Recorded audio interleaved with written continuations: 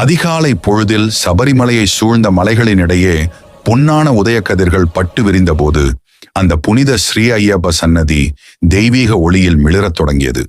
பக்தர்களின் கண்களை கவர்ந்த முதற் பார்வை அதே அந்த மகத்தான 18 படிகள். 1000 ஆண்டுகளாக ஆன்மீகத்தின் ரகசியத்தை தாங்கி நிற்கும் இந்த தங்க ஒளிப்படிகளின் முன் அனைவரும் பணிவுடன் நின்றனர். முதல் 5 படிகள் ஆசை, கோபம் போன்ற மனிதனின் அடிப்படை பலவீனங்களை ஒளியாக மாற்றும் தெய்வீக சக்தியுடன் ஒளிர பழமையான வேத சின்னங்கள் பொன்னுத் துகள்களாக விண்ணில் மிதந்தன. அடுத்த படிகளில் மனிதனின் அகங்காரம், பொறாமை, பயம் போன்ற இருள்கள் ஒவ்வொரு ஒளி அளவிலும் கரைந்தன. 11 முதல் 14 வரை படிகளில் பொறிக்கப்பட்டிருந்த மர்ம மந்திரங்கள் மெதுவாக ஜீவன் அடைந்தது போல பிரகாசித்தன.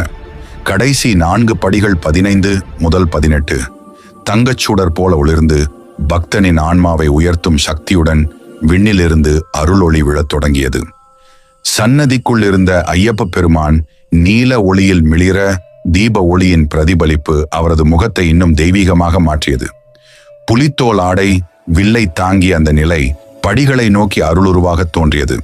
பக்தர்கள் ஒவ்வொரு படியையும் ஏறும்போது கோபம், அகங்காரம், பேராசை போன்ற அனைத்து எதிர்மறை சக்திகளும் பொன்தூளாக சிதறின. காட்டில் தவம் செய்த முனிவர்கள் ஒரு காலத்தில் உருவாக்கிய இந்த 18 படிகளின் பரமான்மிக ரகசியம் கோஸ்மிக் சின்னங்களாக ஆகாயத்தில் தெரிந்தது.